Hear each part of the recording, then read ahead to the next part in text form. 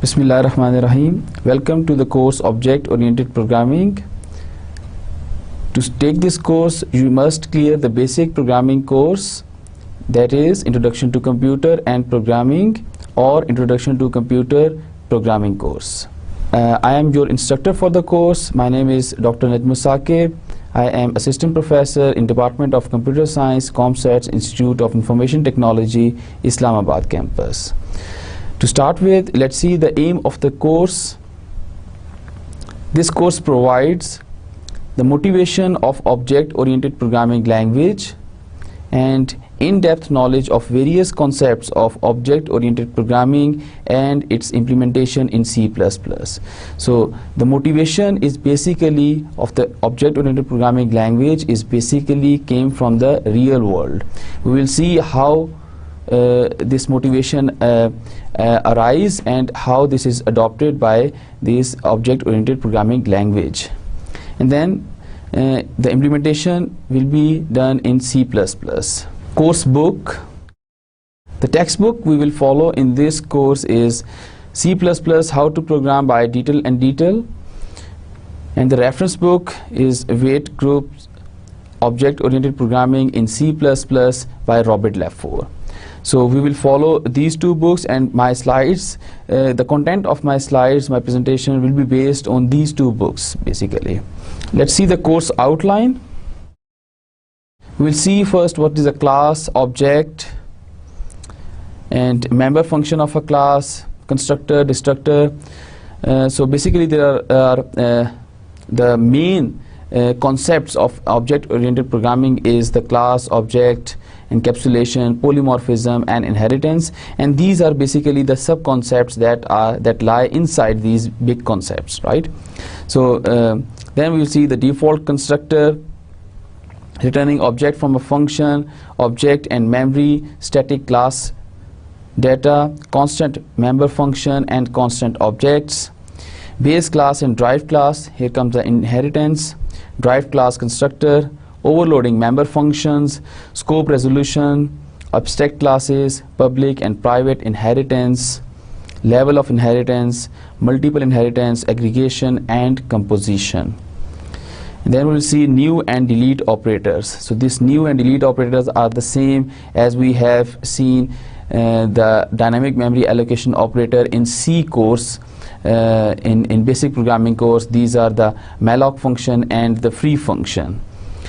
Then pointer to objects, virtual function, late binding, abstract classes and pure virtual function, virtual destructor, virtual base class, friend function and friend classes, static function, this pointer and dynamic memory allocation.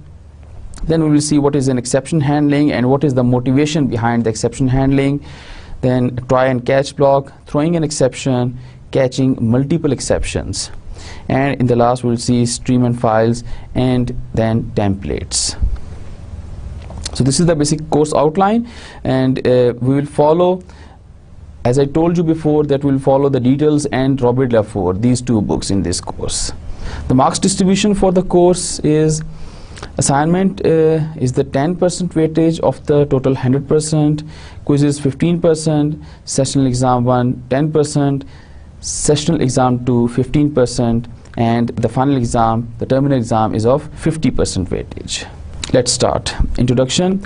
So as I told you before that there are basic or at the upper level concepts. There are basically 5 concepts in object oriented programming language, and these concepts are object, classes, encapsulation, inheritance and polymorphism. So in this course we will see these concepts and the further sub-concepts. Let's consider a simple analogy, a simple example. That consider that you are driving a car, and if you want to move faster, you can press accelerator pedal. That is a normal routine. And if you want to stop, you can press the brake pedal. Let's consider before driving the class, you can think of that someone designed that car and built it. So some group of people designed the car, that the car should look like this, and then they, or might be other people, they built the car. Now the building, after building the car, you get the actual car. So This means that we have a kind of engineering design for the car, and then when we make a car according to that engineering design, we build a car. So the implementation of engineering design is a car, we would say. So engineering design is basically on the paper that this is the design of the car, these are the different parts, and this is the function of different parts. So there are a lot of complexity within the car. We are not going into the details. So engineering design document, engineering drawing document basically constitute all of those concepts, all of those things, or all of those functions that a car must have. So that is the engineering design of a car, right? So for example, what will happen if you want to go faster? So you press the pedal. So what things happens inside, that is told by the engineering drawing, right? And when you implement, when you make a car according to engineering design, then you get an actual car, right? So drawing also includes the design for accelerator pedal to make a car go faster. So this design basically includes lot of small design, or we can say this drawing include lot of small designs. For example, design for brake pedal, design for accelerator pedal. What will happen when a user press an accelerator pedal? What will happen when a user press a brake pedal? So this is the design that is included in the main big document, that is the engineering drawing for a car.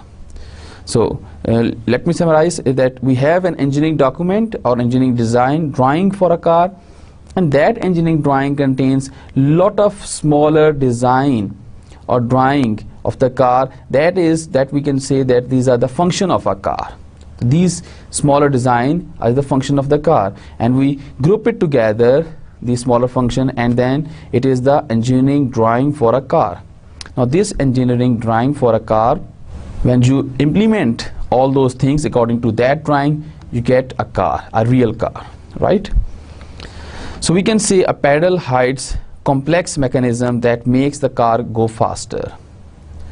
So what does that hides mean?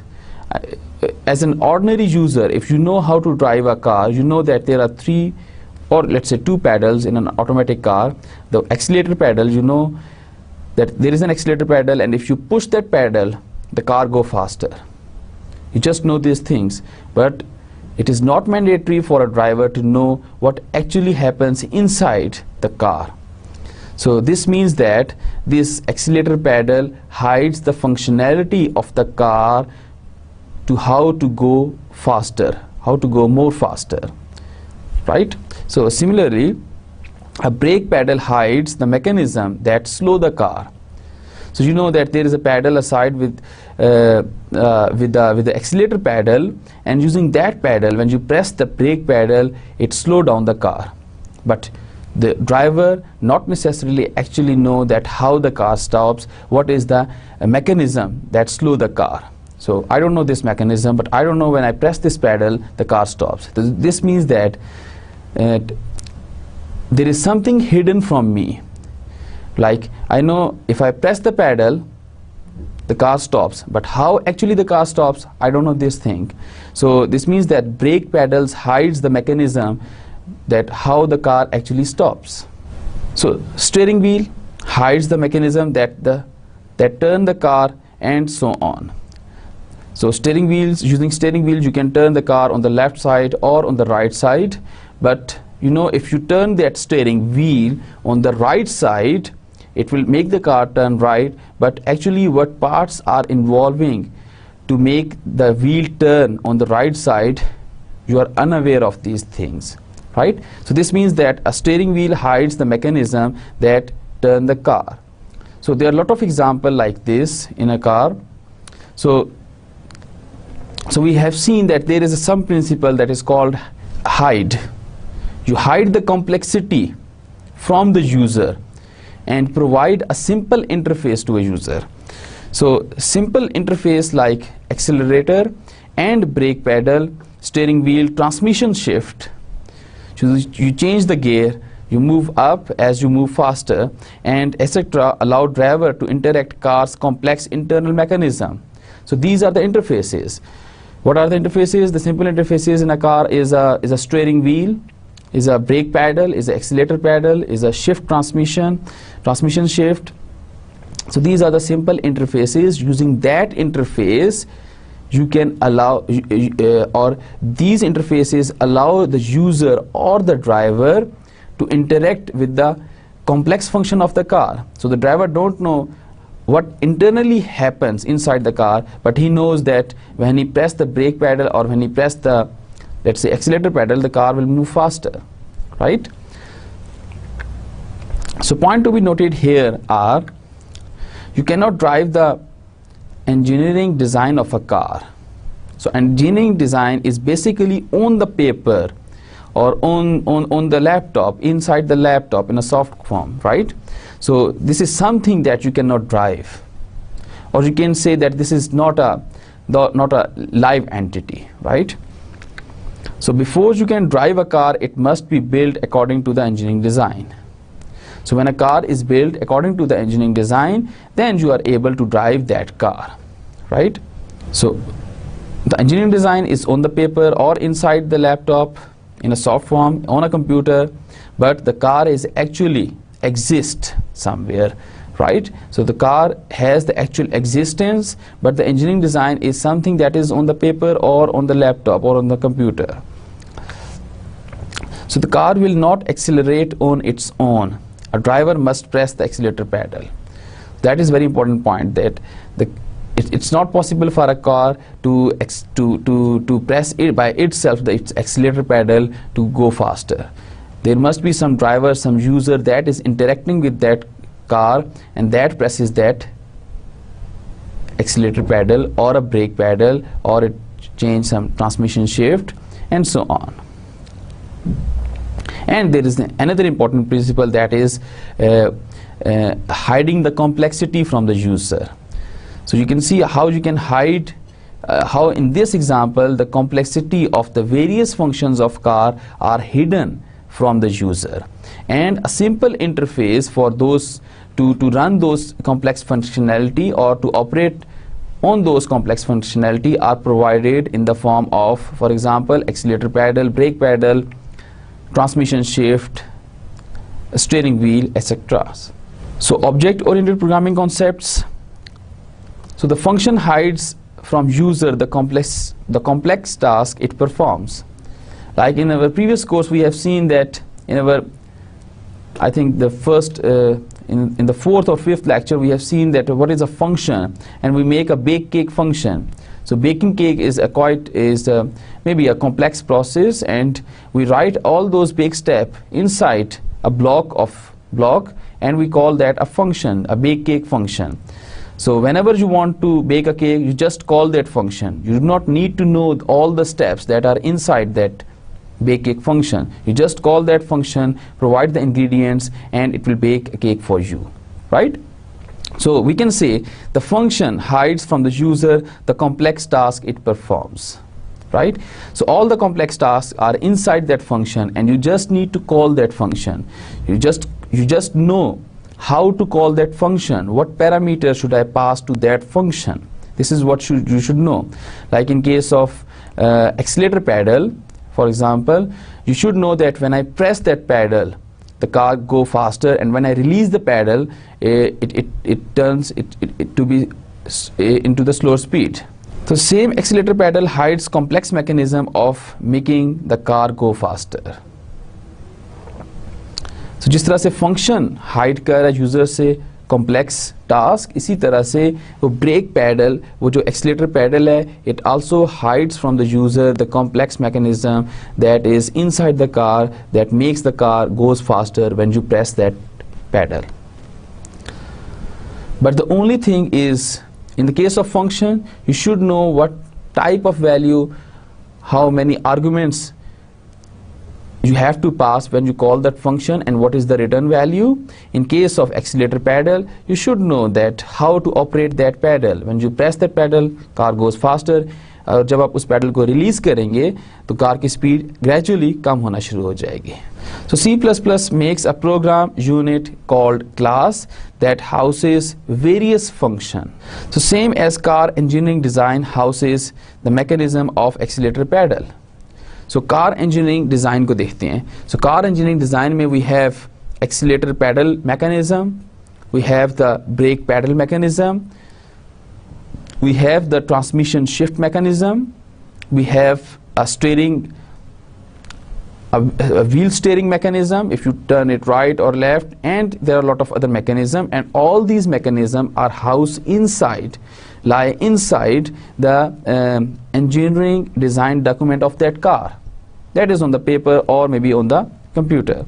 So C++ make a program unit called a class. So there's a class inside a C++ program that houses various functions. So this means that we can have one or more than one functions within a class that shows the capabilities of that class, right? We will see the detail of these things in the next few slides. So in C++, a class can have various functions that are designed to perform a class task. So the functions are there that shows, that exhibits the task a class should perform.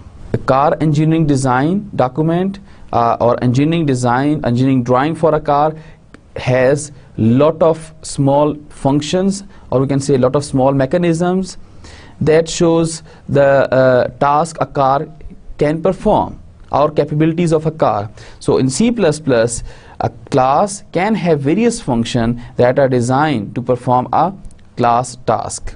For example, a class representing bank account might contain function. So there is a class that represents a bank account, let's say. So that class might contain the following function. These functions are deposit money. Through that function you can deposit money in your account. Withdraw money, through that function you can withdraw money. And current balance, with that function you are able to know what is the current balance of the bank account. Let's see the car example once again. So in real world, so engineering drawing cannot be derived. A car is built from that drawing can be derived, right? So you can build a car from that drawing and you can drive that car. Now in C++ programming, an object of a class must be created to get a program to perform the task the class describe. So you create an object of the class.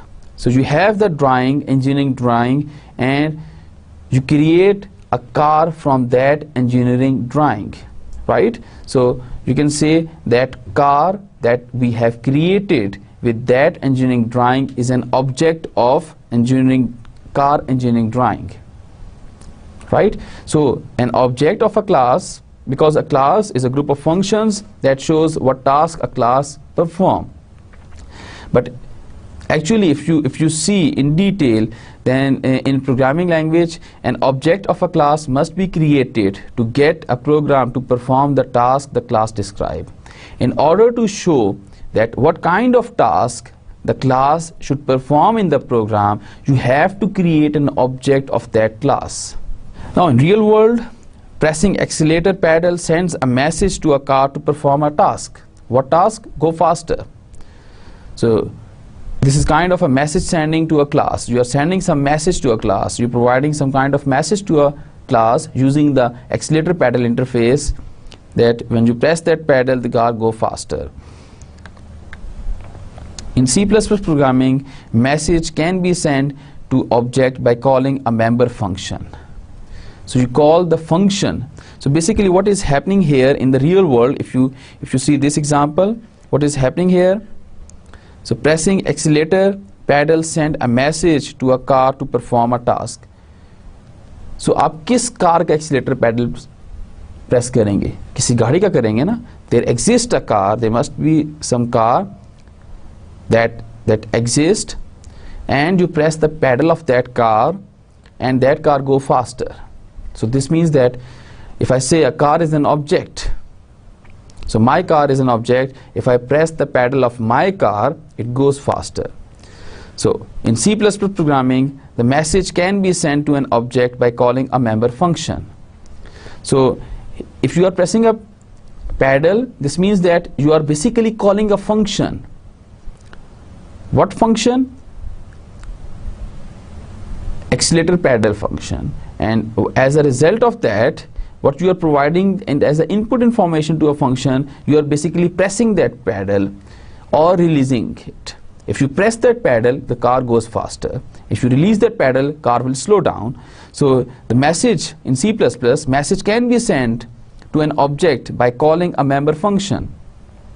So you have a class, you create an object of that class, then you can send the message to an object by calling the member function, by calling the function that are described inside a class, right? Now we can see a car example or a car analogy is used to introduce class, objects, member function. So in case of a car class, in case of a car, what are the member function of a car? Member function are pressing accelerator pedal, the brake pedal, steering wheel, transmission shift. These are the member functions of a car. So we can say these are the capabilities of the car. So a car is capable of doing these things. So in addition to the capabilities of a car, it has many attributes, or we can say many fields, many properties. So these attributes are color, number of doors, amount of gas in tank, total miles driven, and etc. So there are a lot of attributes you can count down on your finger for any car, right? So attributes are the part of the car engineering drawing. So these attributes are basically used in the car engineering drawing to perform the various capabilities. So these attributes are always associated with the car, or we can say that every car maintains its own attribute. So my car has its own attribute and your car has its own attribute. For example, each car knows how much gas in its own tank but don't know how much is in the tank of the other car. So if I switch on my car, it shows me how much petrol I have in my tank of my car, but it won't tell me how much petrol is present in your car. So this means that the attributes belongs to that particular car. So every attribute that is explained in the engineering drawing of a car is associated with to a particular car, right? Similarly, another example could be a bank account object has a balance attribute, and each bank account object knows the balance in its account, not the others. For example, the color attribute. The color of my car is black. Maybe the color of your car is white. So the attributes are different and they belongs to the particular car by itself, right? I hope with this example, with the car example, many things will be clear to you. What is a class, what is an object? So the engineering design, engineering drawing for a car on the paper or on the computer is basically the class. So every car that you can see on the road is basically the object of that class.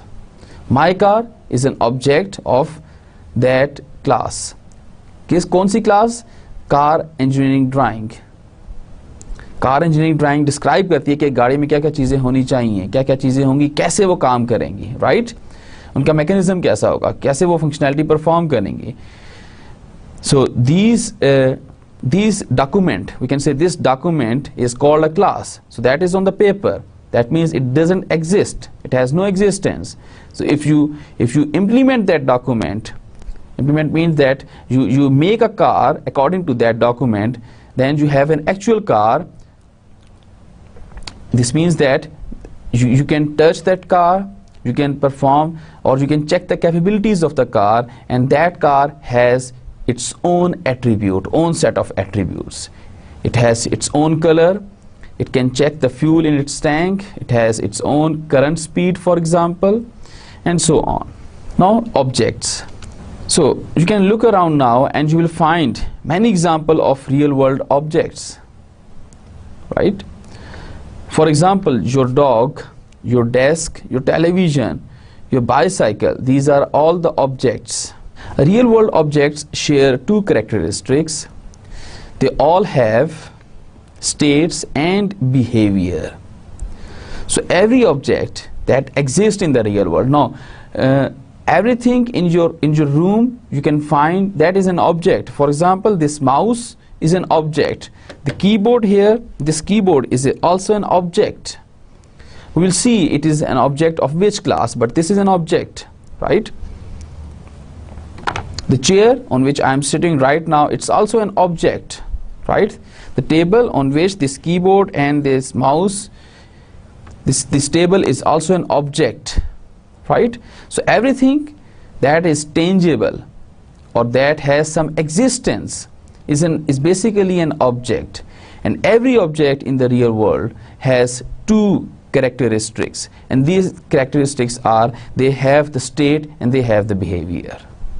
Now let's look at what is a state or behavior. Object example, a dog X has state. A dog X is a particular dog, let's say my dog or the dog at my neighbor.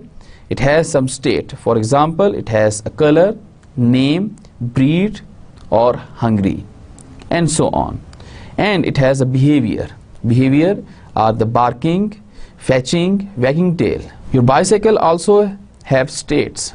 For example, current gear, current pedal cadence, current speed, and behavior changing gear, changing pedal cadence, and applying brakes. So this is a behavior or a characteristic of a bicycle.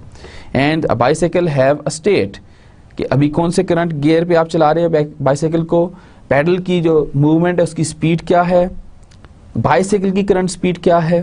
These are the state of the bicycle, for example, right? For each object that you see, you ask yourself two questions. What possible state can this object be in? कौन कौन सी possible state हो सकती हैं किसी भी object की, and what possible behavior can this object perform? So what I can suggest you that you can look around and note down the object and try to answer these two questions for at least 5 different objects, right? And these are the questions are: what possible state can this object, the object you find in your surrounding, can what are the possible state of that object, and what are the possible behavior of that object. Real world objects. Real world objects vary in complexity. Your desk lamp may have 2 possible state, on and off, and 2 possible behavior, turning on and turning off. Now there is a very important point to be noted here, that is, you can always change the state of real world object through that object's behavior.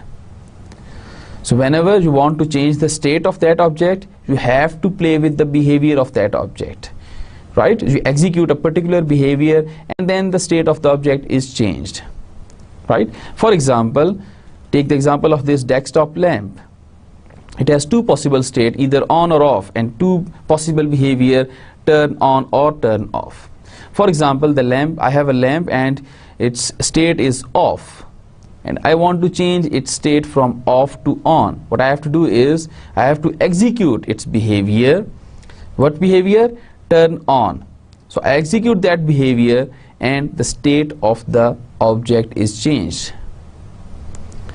So this is true for every real world object, that it is not possible for any object that a user or a human can change the state of that object without executing a behavior. So you have to execute the behavior to change the state of that object, and that is quite logical, right?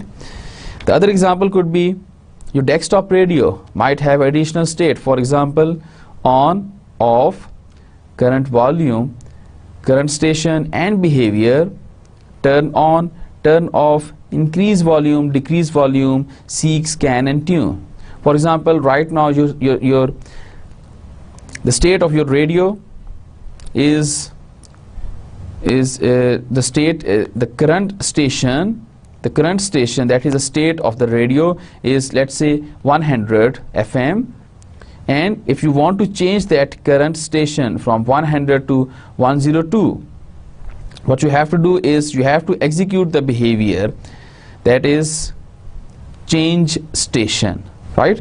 Maybe that is not mentioned over here. You can seek it or you can scan it, maybe, right? So for example, another example could be you want to change the current volume. For example, the current volume is, let's say, 15, and you want to change the current volume from 15 to, let's say, 20. What you have to do is you have to execute the increase volume behavior. So when you execute this behavior, how you execute this behavior? There must be some kind of interface present on the radio to change or to increase that volume, right? So you execute this behavior of the desktop radio through some kind of a simple interface provided by that radio, and then the state of that radio will be changed, right? So let me repeat it. For every real world objects, you can change the state of that object by executing the respective behavior of that object. For example, in case of desktop radio, if you want to decrease the current volume, for example, the current volume is 10 and you want to decrease it to 7, you have to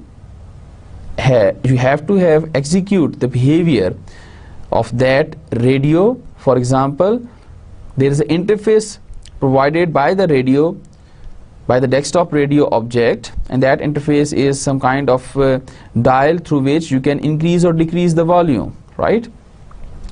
So you can turn that dial to decrease the volume, and so this means that you are executing the behavior of decreasing the volume, and as a result the state of that radio, which is current volume, is changed from 10 to 7, let's say, right? So you may also notice that some objects in turn will also contains other objects. So these real world observation all translate into the world of object oriented programming. So from here the motivation of object oriented programming came, that we can basically represent the real world object using some programming language, and that is the object oriented programming language. Let's see that in detail what is a class. So in real world you will often find many individual objects, all of the same kind. For example, there may be thousands of bicycles in existence, all of same make and model. There could be hundreds of cars that exist, and all of them have the same model and same make, right? Each bicycle was built from the same engineering design, or each car was built from the same engineering design and contain the same components.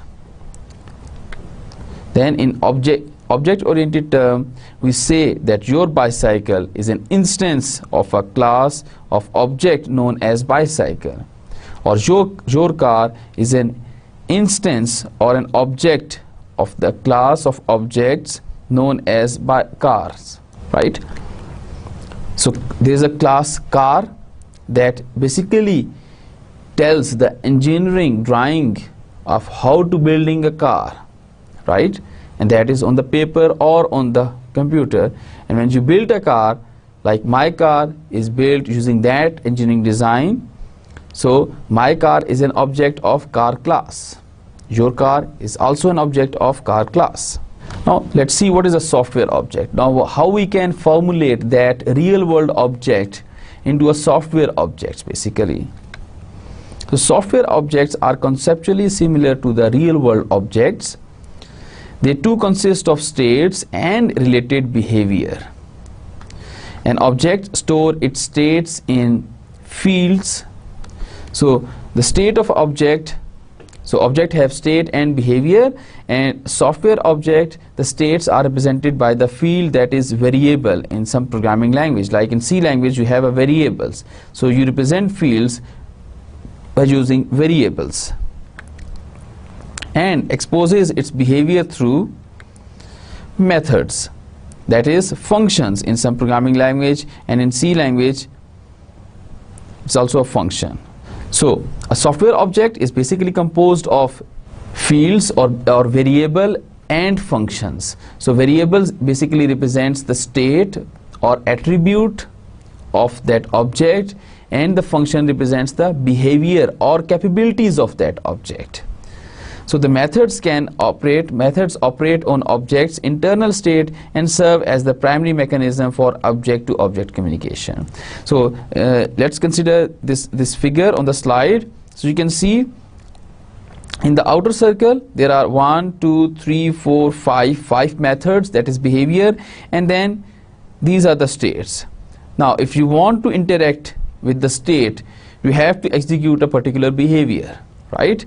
There is no possibility that you can directly interact with the field or the state of the object, right? So in order to interact with the field or state of that object, of this object, you have to execute the particular function or the behavior of that object. Now object versus classes. A class is a blueprint of an object which is a non-living entity, non-live entity. So we can say the class is on the paper basically, so that is something that is not living, we can say. An object is an instance of class which is a living entity. When you create an object basically in computer programming language, when you create an object, then the memory will be allocated. We have said that the attributes or the field of the class is represented by the variables. So those variables won't get a memory if you don't create an object of that class. So when you create an object of that class, it has some existence, so it is on the RAM. So that's why we can say that this is a living entity. Example, employee is a class, fruit is a class, and I am the object of employee class. I am an employee, so I am an object of employee class, and the apple on my table, that is an object of a fruit class, right? So regarding the living and non-living entity, let me repeat that concept once again. So class is basically the engineering drawing of the object, right? So this means that a class, that engineering drawing, is basically on the paper or on the computer, that has no existence. In a programming language, when you talk about the object-oriented programming language, when you define a class, we will see how we can define a class. So when we define a class and compile that program and run it, no memory will be allocated to that class until you create an object of that class. So the object is the instance of the class, which is a living entity. Why I said here the living entity? Because when you create an object, a memory portion will be allocated for that object that contains the list of its attributes and other necessary things, right? So when the memory is allocated for the object, it contains the list of the variables that is defined inside the class, and that basically represents the attribute or the field of the class, right? So each object has its own attribute. Like we have seen that only my car knows how much there is a fuel in its tank, but it won't know how much is the fuel in the tank of the other car. Now points to remember: a class is not a living entity, it is just an engineering design that how an object of this class look like when they are created. So objects are living entity because they had some existence inside the RAM. So that's why I'm saying that it is a living entity, because now the program can interact with that object. Like for example, you have seen, you know the definition of the structure. So this is the definition of the structure, that how you are going to create how you are going to define a structure. This type is struct book. So it create a 3 elements: character name, float, price, integer, page. So when you compile a program with just the definition of that structure, do you think that any memory will be allocated for that structure definition? So somebody can say that 10 plus 4 plus 4, 18 or 20 byte of memory will be allocated when you run that program. No, that's not true. Why? Because this is just the definition. You are defining that structure.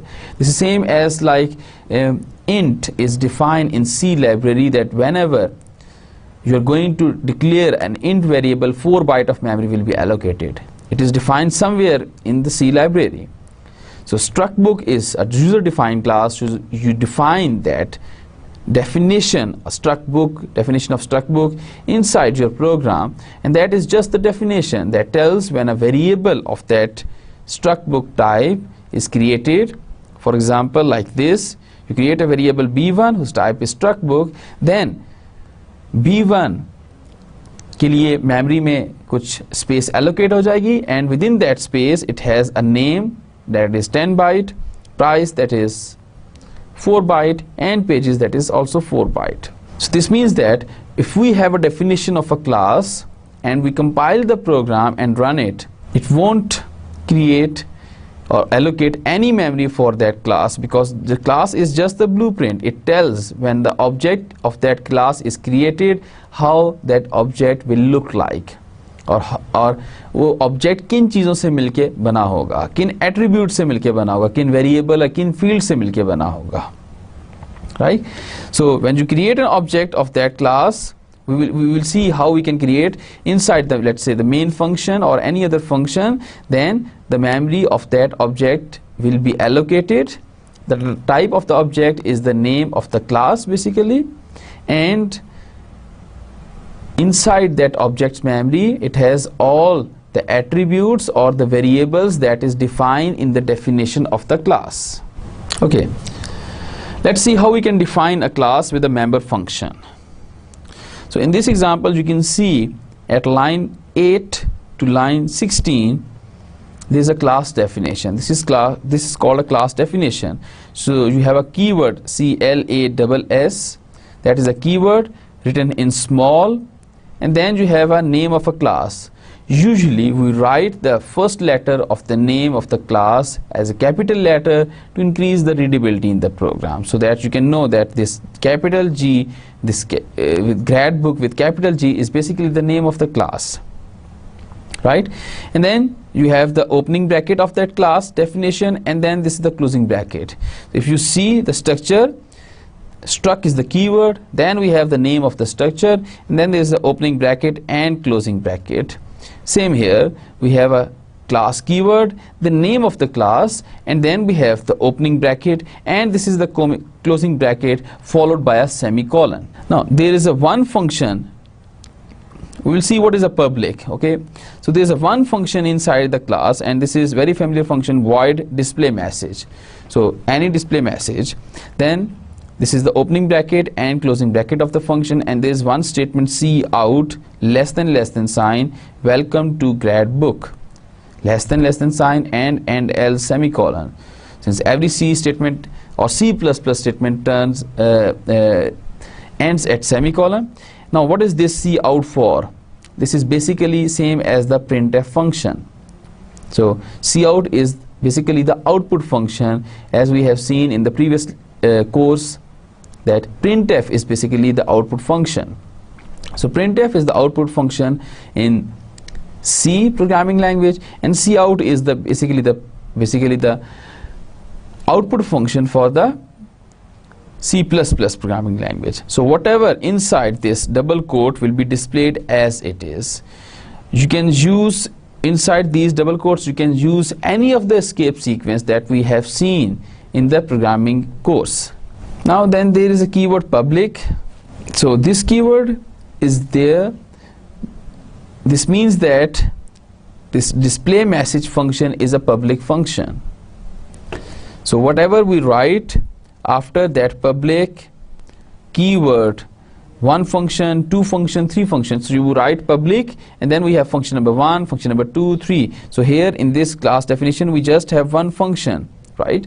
So this public keyword is basically there that tells that the display message function is a public function.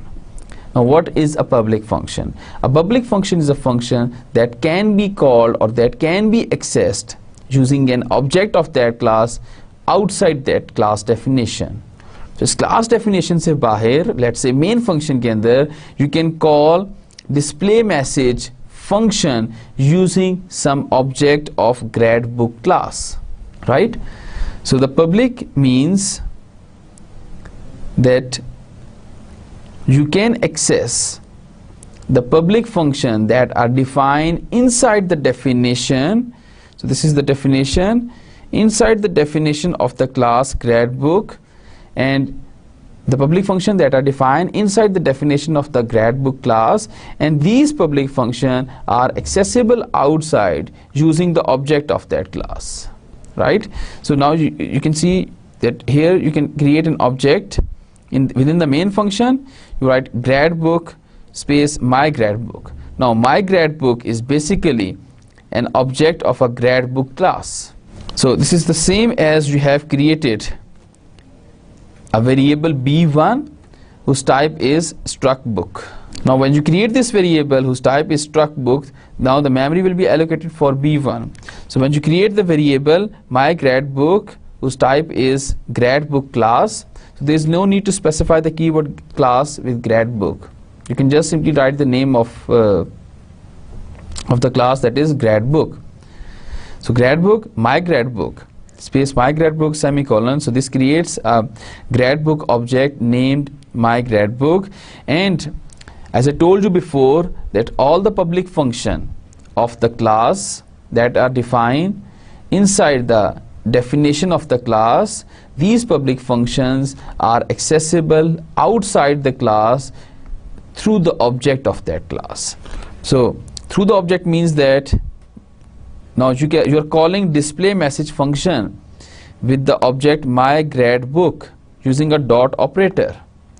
So with object you can write object dot, same in the case you are accessing the field of the structure. For example, in the previous example, if you want to access pages, you can write b1 here, b1 dot pages is equal to 165 semicolon. So 165 value will be assigned to the pages field of the b1 object, right? So now this means if you write my gradbook dot display message, this means that you are calling the display message function of an object whose name is my gradbook, right?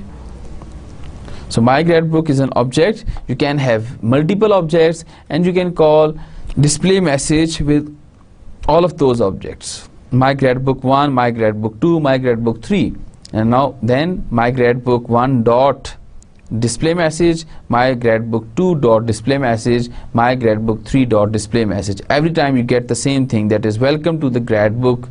Now we have seen here the class definition, access specifier public. So we have seen the class definition. Why we have access specifier public? We have another access specifier that is private and another one that is protected. We will see what is the difference between these access specifier, but right now what access specifier we have studied is the public, and the public access specifier means that all those functions that are declared public inside the class definition, these functions are accessible outside the class using the object of the class. And this is what we have seen in the previous slide. Let me show you again that you are accessing this display message function using the object my gradbook. So let's say if we have another object my gradbook and then we have comma another object my gradbook 1. So you can call display message function with any of these objects, right?